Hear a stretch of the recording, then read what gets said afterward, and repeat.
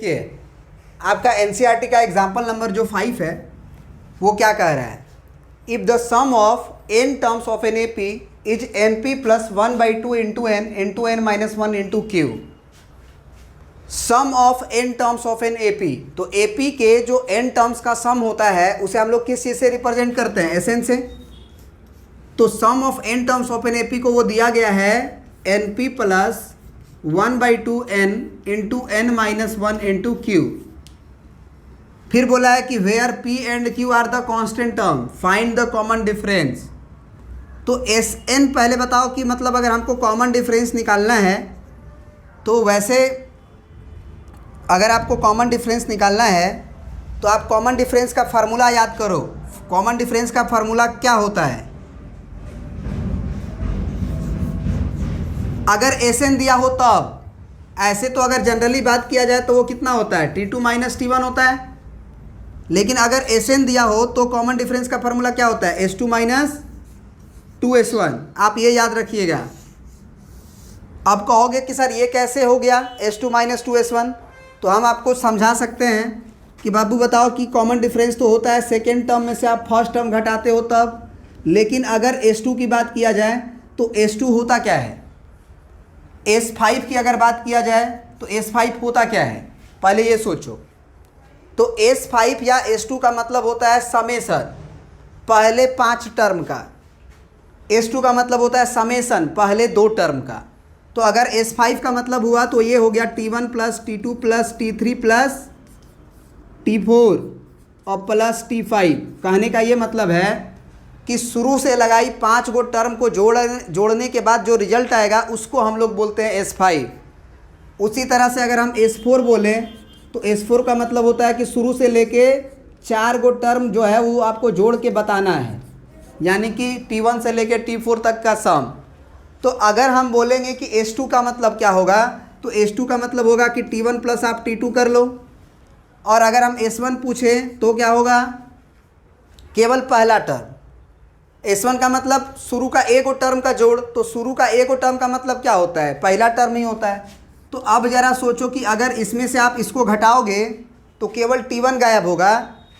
S2 में से आप अगर S1 घटाते हो, सुनना हमारी बात को ध्यान से, S2 में से अगर आप S1 घटाते हो खाली तो ये T1 गायब होगा, बचेगा T2। हमको कॉमन डिफरेंस के लिए क्या चाहिए, T2 माइनस T1। तो यहाँ अगर T2 माइनस अगर T1 चाहिए हमको, तो निश्चित रूप से हमको 2S1 घटाना चाहिए कि S1 घटाना चाहिए। अगर ये 2 रहता तो ज़रा बताओ T1 में से 2T घटता तो क्या बचता, ये T2 तो मान लो पूरा बचता, लेकिन T1 में से 2T2 घटता तो क्या बचता। तो इसीलिए याद रखना कॉमन डिफरेंस का पहलू फार्मूला क्या आता है हमारा, S2 माइनस 2S1। क्यों होता है, क्योंकि S2 में सम ऑफ फर्स्ट 2 टर्म शामिल होता है, शुरुआत से 2 टर्म का सम शामिल होता है। उसमें आप अगर पहला टर्म को 2 बार घटाओ तो शुरू के 2 टर्म में से अगर पहला टर्म को 2 बार घटाओगे तो 1 बार गायब होगा, 1 बार घटेगा।